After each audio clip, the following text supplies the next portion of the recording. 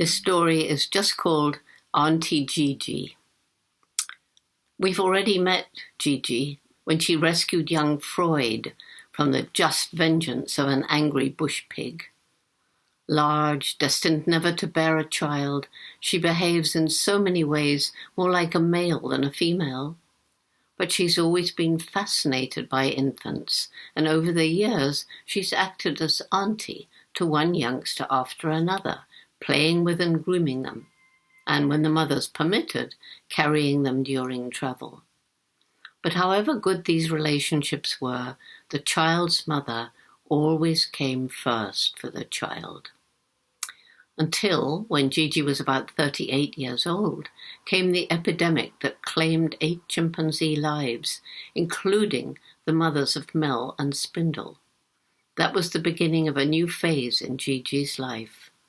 I've already told how Spindle adopted Mel and saved his life. After a year, though, that relationship gradually weakened, and then Spindle disappeared, never to return. We presume that he died. It was then that Mel began to follow Gigi. She didn't carry him or share her nest as Spindle had, and of course he was older by then. But she waited for him before moving off, and if other youngsters threatened Mel, they had Gigi to answer to. During that same epidemic, little Bee also died.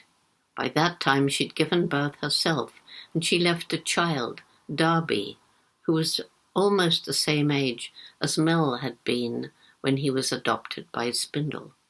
At first, Darby divided her time between 3 individuals, a juvenile brother, a young adult male, and an adolescent female. None of them nurtured her as Spindle nurtured Mel, not even her own brother. They all tolerated her presence, but she wasn't carried, and she slept in her own small nest at night. But being a tough youngster, she survived. And then Darby too attached herself to Gigi. It became commonplace to see the large female wandering through the forests with the 2 infants trailing in her wake. Only when Gigi was sexually attractive, so that the males gathered around her in large excited groups, did the orphans separate themselves from their caretaker.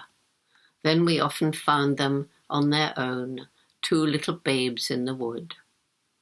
During a recent visit to Gombe, I encountered Gigi feeding on clusters of blossoms, gold and yellow in the early morning sunlight. Above us was the blue sky, and when I looked down the slope, I could see the blue water of Lake Tanganyika shimmering through the trees. And feeding contentedly near Gigi were 3 orphans, for Mel and Darby had been joined by Darcy, a 4-year-old male whose mother had died a few months before. And so Gigi, although she has never had a baby of her own, was caring for 3 motherless youngsters, providing for each of them that sense of security that is so desperately important for the growing child, human children as well as chimpanzee children. Gigi has truly earned the honorary title we bestowed upon her long ago, Auntie Gigi.